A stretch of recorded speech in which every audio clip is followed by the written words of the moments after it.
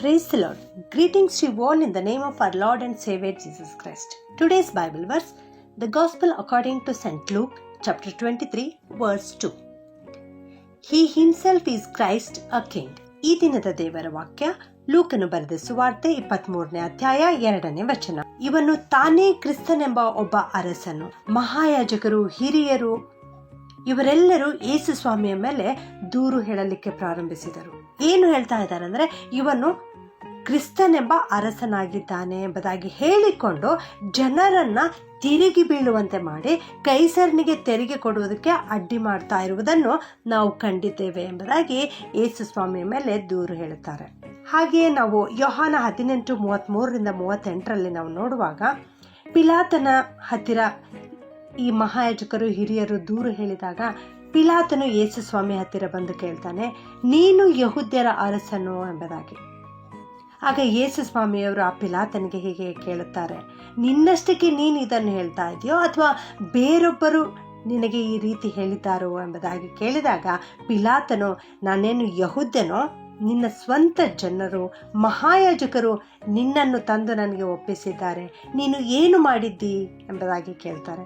ಆಗ ಯೇಸು ಸ್ವಾಮಿ, ನನ್ನ ರಾಜ್ಯವು ಈ ಲೋಕದಲ್ಲ.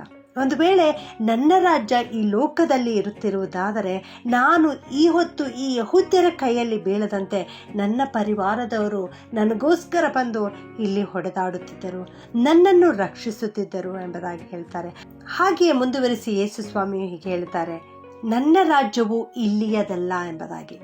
ಇದನ್ನು ಪಿಲಾತನು ತಿಳಿದುಕೊಳ್ಳುತ್ತಾನೆ. ನನ್ನ ರಾಜ್ಯವು ಇಲ್ಲಿಯದಲ್ಲ ಅಂದರೆ ಇನ್ನು ಬೇರೆ ಒಂದು ಕಡೆ ಎಲ್ಲೋ ಈತನ ರಾಜ್ಯ ಇದೆ ಎಂಬುದಾಗಿ ತಿಳಿದುಕೊಂಡು ಅವನು ಯೇಸು ಸ್ವಾಮಿಗೆ ಈ ರೀತಿ ಮತ್ತೆ ತಿರುಗಿ ಪ್ರಶ್ನೆ ಮಾಡುತ್ತಾನೆ, ನೀನು ಅರಸನು ಹೌದಲ್ಲವೋ ಎಂಬುದಾಗಿ ಕೇಳ್ತಾನೆ. ಆಗ ಯೇಸು ಸ್ವಾಮಿ, ನೀನು ಹೇಳ್ತಾ ಇರುವುದು ಸರಿ, ನಾನು ಅರಸನೇ.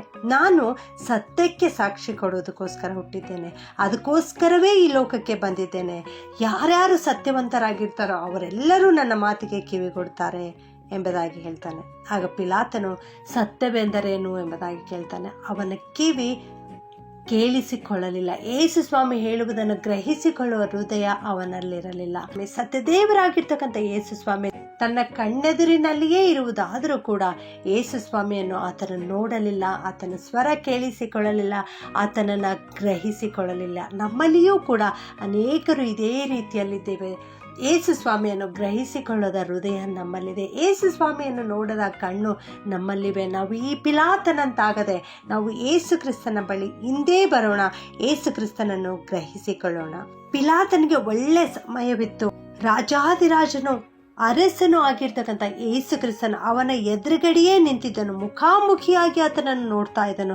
ಆ ಸಮಯವನ್ನು ಉಪಯೋಗಿಸಿಕೊಂಡು ಆತನು ಯೇಸು ಕ್ರಿಸ್ತನನ್ನು ಅರಿತುಕೊಂಡಿದ್ದರೆ, ಯೇಸು ಕ್ರಿಸ್ತನಿಗೆ ತನ್ನ ಹೃದಯವನ್ನು ಕೊಟ್ಟಿರುವುದಾದರೆ ಅವನು ತನ್ನ ಜೀವನದಲ್ಲಿ ಮೇಲನ್ನು ಹೊಂದಿಕೊಳ್ಳಬೇಕಾಗಿತ್ತು. ಆದರೆ ಅವನು ಆ ರೀತಿ ಮಾಡಲಿಲ್ಲ. ಪ್ರಿಯರೇ, ಪಿಲಾತನು ಒಂದು ಪ್ರಶ್ನೆ ಕೇಳ್ತಾನೆ ಯೇಸು ಸ್ವಾಮಿಗೆ, ನಿನ್ನ ಜನರೇ ತಂದು ನನಗೆ ಒಪ್ಪಿಸಿದ್ದಾರೆ, ನೀನು ಏನು ಮಾಡಿದಿ ಎಂಬುದಾಗಿ. ಯೇಸು ಸ್ವಾಮಿ ಮಾಡಿರ್ತಕ್ಕಂಥ ಕಾರ್ಯಗಳು ಒಂದಾ ಎರಡ, ಯಾವುದು ಹೇಳಲಿಕ್ಕೆ ಸಾಧ್ಯ?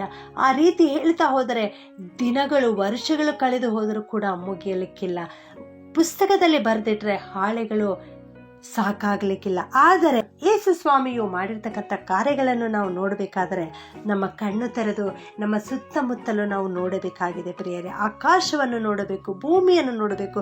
ಭೂಮಿಯಲ್ಲಿರ್ತಕ್ಕಂಥ ಪ್ರತಿಯೊಂದನ್ನು ದೇವರೇ ಸೃಷ್ಟಿಸಿದ್ದಾನೆ, ದೇವರೇ ಅದನ್ನೆಲ್ಲ ಮಾಡಿದ್ದಾನೆ. ಪಾಪ ಒಂದನ್ನು ಬಿಟ್ಟು ಉಳಿದೆಲ್ಲವನ್ನು ನಮ್ಮ ಯೇಸು ಸ್ವಾಮಿಯೇ ಮಾಡಿದ್ದಾರೆ. ನಮ್ಮ ಯೇಸು ಸ್ವಾಮಿಯ ರಾಜ್ಯ ಈ ಲೋಕದಲ್ಲ.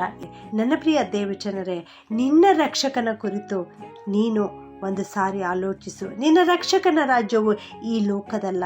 ಈ ಲೋಕದ ಎಲ್ಲ ವಸ್ತುಗಳನ್ನು ತಳ್ಳಿಬಿಟ್ಟು ಪರಮ ಅರಸನಾಗಿರ್ತಕ್ಕಂಥ ಯೇಸು ಕ್ರಿಸ್ತನ ಬಳಿ ನೀನು ಬಾ. ಎಲ್ಲ ಮೇಲುಗಳನ್ನು ಆತನು ನಿನಗೆ ಕೊಡುತ್ತಾನೆ. ಯೇಸು ಸ್ವಾಮಿ ಈ ಲೋಕಕ್ಕೆ ಬಂದಿರುವುದು ಈ ದುಷ್ಟ ಪಿಶಾಚನ ಅಧೀನದಲ್ಲಿರ್ತಕ್ಕಂಥ ಈ ಲೋಕವನ್ನು ರಕ್ಷಿಸಬೇಕು ಎಂಬುದಾಗಿ. ಅದಕ್ಕಾಗಿ ಯೇಸು ಸ್ವಾಮಿ ಇಂಥ ಎಲ್ಲ ಶ್ರಮೆಗಳನ್ನು ಅನುಭವಿಸಿದರು. ಪ್ರಿಯರೇ, ನನ್ನ ಪ್ರೀತಿಯ ರಕ್ಷಕನಾದ ಸತ್ಯದ ಅರಸನಾಗಿರ್ತಕ್ಕಂಥ ಯೇಸು ಸ್ವಾಮಿಯನ್ನು ಒಂದು ಸಾರಿ ದೃಷ್ಟಿಸೋಣ. ಸತ್ಯದ ಮೂರ್ತಿಯಾಗಿರುವ ಯೇಸು ಸ್ವಾಮಿಯನ್ನು ಹುಡುಕಾಡಿ ನಾವು ಕಂಡುಕೊಳ್ಳೋಣ. ಪ್ರಾರ್ಥನೆ ಮಾಡಿಕೊಳ್ಳೋಣ. ಪ್ರೀತಿಯ ಪರಲೋಕದ ತಂದೆಯೇ, ನಿನಗೆ ಸ್ತೋತ್ರಪ್ಪ. ಸತ್ಯಕ್ಕೆ ಸಾಕ್ಷಿ ಕೊಡುವುದಕ್ಕಾಗಿ ಈ ಲೋಕಕ್ಕೆ ಬಂದಿರತಕ್ಕಂಥ ಸತ್ಯದ ಅರಸನಾಗಿರುವ ಯೇಸು ಸ್ವಾಮಿಯೇ, ನಿನಗೆ ಸ್ತೋತ್ರ ಉಂಟಾಗಲಿ ಸ್ವಾಮಿ. ಪಿಲಾತನ ಮುಂದೆ ನೀವು ನಿಮ್ಮನ್ನು ಪ್ರಕಟಿಸಿಕೊಂಡದ್ದಕ್ಕಾಗಿ ನಿಮಗೆ ಸ್ತುತಿ ಸ್ತೋತ್ರವನ್ನು ಸಲ್ಲಿಸ್ತೇವಪ್ಪ. ನೀವು ಸತ್ಯದ ಅರಸನಾಗಿದ್ದಿ ಸ್ವಾಮಿ, ನಿನಗೆ ಸ್ತೋತ್ರ. ದುಷ್ಟ ಪಿಶಾಚನಿಂದ ನಮ್ಮನ್ನು ಬಿಡಿಸುವುದಕ್ಕಾಗಿ ನೀನು ಈ ಲೋಕಕ್ಕೆ ಬಂದಿದ್ದಿ ತಂದೆಯೇ, ನಿನಗೆ ಸ್ತೋತ್ರ ಸ್ವಾಮಿ. ಈ ಹೊತ್ತೇ ನಮ್ಮೆಲ್ಲರ ಕಣ್ಣುಗಳನ್ನು ತೆರೆ ಸ್ವಾಮಿ. ನಿನ್ನನ್ನು ಗ್ರಹಿಸಿಕೊಳ್ಳುವ ಹೃದಯ ನಮಗೆ ಕೊಡು ಸ್ವಾಮಿ. ನಿಮ್ಮನ್ನು ನಮ್ಮ ಅರಸನನ್ನಾಗಿ ಸ್ವೀಕರಿಸಿ ನಿಮ್ಮ ಮಕ್ಕಳಾಗಿ ಜೀವಿಸಲಿಕ್ಕೆ ನಮ್ಮೆಲ್ಲರಿಗೆ ಕೃಪೆ ಮಾಡಿ ನಡೆಸಬೇಕಾಗಿ ಈ ಪ್ರಾರ್ಥನೆಯನ್ನು ಯೇಸುವಿನ ಒಂದೇ ನಾಮದಲ್ಲಿ ಬೇಡುತ್ತೇನೆ ತಂದೆಯೇ. ಆಮೆನ್.